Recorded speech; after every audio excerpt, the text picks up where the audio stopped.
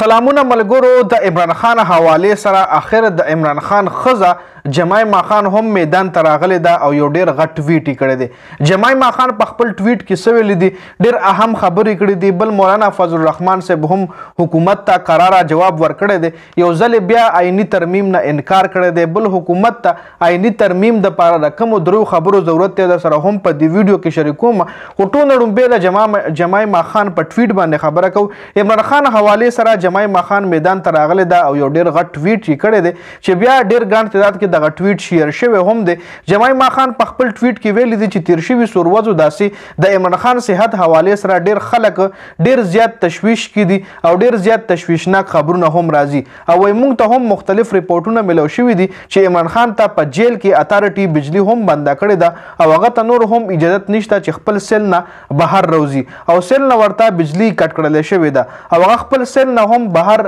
نشي راوته سیل کې مطلب جیل کې دننه مخکې عمران خان د پر الاودو داغه د سیل نه بهر یو برامده واغې کې به عمران خان واګ د پار راوتو ایکسرسایز به کولو اوس هغه سیل چې کم دی غوړه غونته کمره کې عمران خان بند کړل شوی دی هغه نه بهر نه را پریدي او بجلی ولا هم بند کړل شوی دی عمران خان خپل وکیلان هم نه پریدي دا جمایما خان په خپل ټویټ کې لیکلی دي فیملی ورته هم نه پریدي او عمران خان مکمل طور باندې آیسولیټډ دی او جمایما خان په خپل ټویټ کې دا هم ویلي دي چې زما دا ټویټ ډیر ګڼ تعداد کې مخ کې شیر کړي د عمران خان سره چې کم ظلم زیاتې وای کیږي زما لکه دای نه دی ویلي چې زما خاون وای زما د بچو پلار سره لکه دای خو خپلو کې طلاق شوی دی خو بچی چې کوم دی عمران خان سره اوس هم رابطه کې دي کپتان سره اوس هم په رابطه کې دي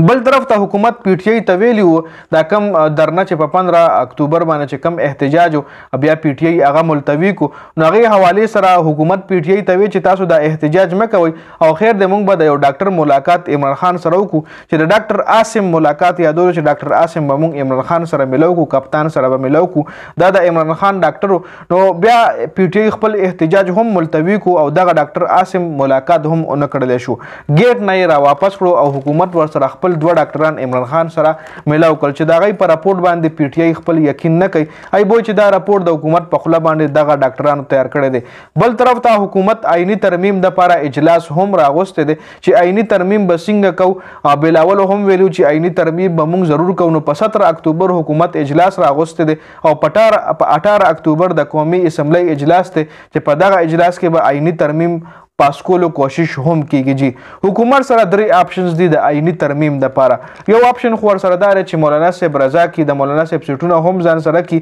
بیا بول لړیر د درو سیټونو ضرورت دي چې دای بیا چا نه هم اشته شي خو مولانا رضا کول لیک چره مولانا هم ناراضه کیږي نو بیا د پی ټی آی ایم ان ای چې کوم دی غره کابو کی او غي نه اوټ واخلي په زور باندې په زبردستۍ باندې یا غي نه پیسې ولا ورکه مختلف طریقو سره خبر طرف ته پی ټی آی وایي چې موږ خپل ایم ان ای سیف کړی دي چې هغه موږ پټ کړی دي چې پټو سی هغه خو محفوظ مقام ته موږ منتقل کړی دي بل حکومت چې کم دریم آپشن د حکومت سره حکومت په الیکشن کمیشن ته وایي چې مخصوص سټونه چې کم دي اټول موږ ته راکړه او دای ته ورکو دریم آپشن چې کم دی حکومت سره دار چې الیکشن کمیشن نه ټول مخصوص نشستونه واخلي جی نو دا په دې ویډیو کې اپډیټ سو د ویډیو کتلو زیاته مننه والسلام